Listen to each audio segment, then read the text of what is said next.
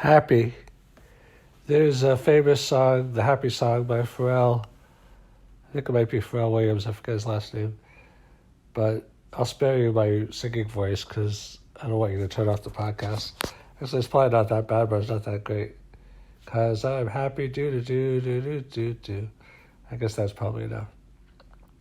But anyway, the point of this podcast episode is that explaining about the power of happiness. I think a lot of people don't understand this. I didn't really understand it until maybe a few years ago. Like, most of my life I was not that happy, and I always had reasons why. I felt I wasn't successful enough. And it's interesting because maybe I wasn't successful enough because I wasn't happy enough. I mean, the two are closely linked together. And I always said I would be happy when, and happy when, and then I started realizing more just through life and also studying the law of attraction that our feelings are paramount to our experiences because it's an energy, it's a frequency. I listened to Bob Proctor and, The Secret and a bunch of other things, and I realized that the most important thing is how you feel. And I'm not talking about like being selfish. I'm talking about being happy, which is two totally different things. And things that make you feel good, and sometimes making sacrifices or making, working hard and having accomplishment, those things can make you feel good. I'm not saying it's only a feeling as opposed to being, active and involved in the world, but sometimes there's different ways to do it. I mean, sometimes it's just a matter of like kind of reorienting yourself, like, making lemons out of lemonade, actually a lemonade out of lemons. But it's kind of a mindset. Like, there's a famous expression that people are as happy or as unhappy as they decide to be. And I think that's, pretty much true. And I think that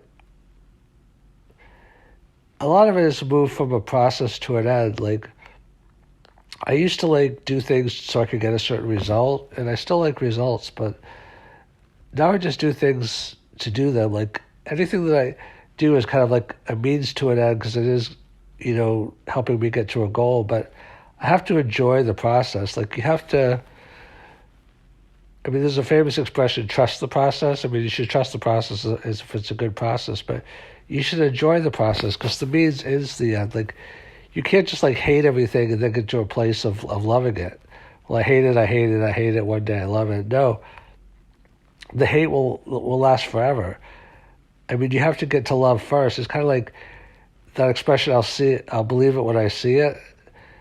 If you don't believe it, you'll never see it because it's like the belief, it's the optimism that keeps you going so you can actually attain it. Like, people that are more realistic accomplish less because they give up easier.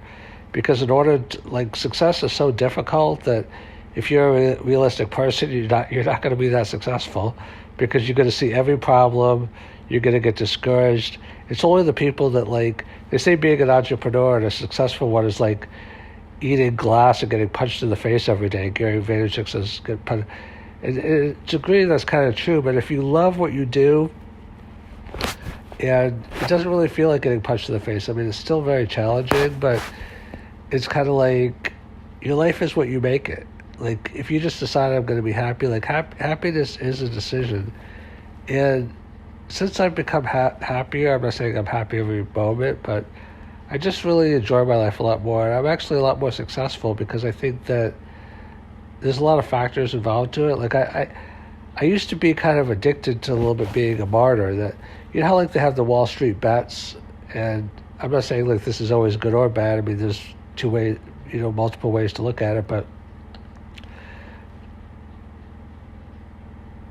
I'm not saying all the people on the Wall Street bets because a lot of them were actually out to make a lot of money, but it's not good to try to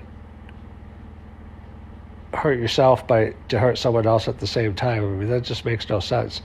Being a martyr is basically look how much I've suffered and, being miserable so that someone else will be miserable. It just, there's no point to that. I used to be a little bit of a martyr, kind of like a victim mentality, and it's really just a lack of self-esteem. And then I realized that my unhappiness is is not going to really make anybody else unhappy, and even if it does, it's still not. It's a waste of a life. It's like God or life gave us this life. I mean, might as well enjoy it. Might as well be happy. And it takes a lot of self-esteem to be happy, because it's easier just to blame other people. It's easier. Like, I'm always amazed. I'm laughing because it's a little bit funny. I'm always amazed when people identify like all the different problems in the world, and they think they're a genius. They're so proud of all the problems they found. And I think to myself, not really, because I don't put anybody down, but I would just kind of say this tongue in cheek. But I kind of think to myself, you're an idiot, because you think you're a genius, but any person can see all the problems. I mean, the problems are so obvious. I mean, everybody knows what the problems are. I mean, some people probably know better than others, but I mean, problems are easy. Solutions are hard. Like being able to be happy in spite of, being able to love people in spite of, all the different. Now that's mental strength. People think they're geniuses and that they're, so strong because, they're pessimists, and they're so proud of the fact that they see every problem, and that, they're pessimists. I mean, that is just mental weakness. Everybody knows what the problems are. You want to be strong, be optimistic and hardworking and cheerful in spite of all the problems. That takes real strength.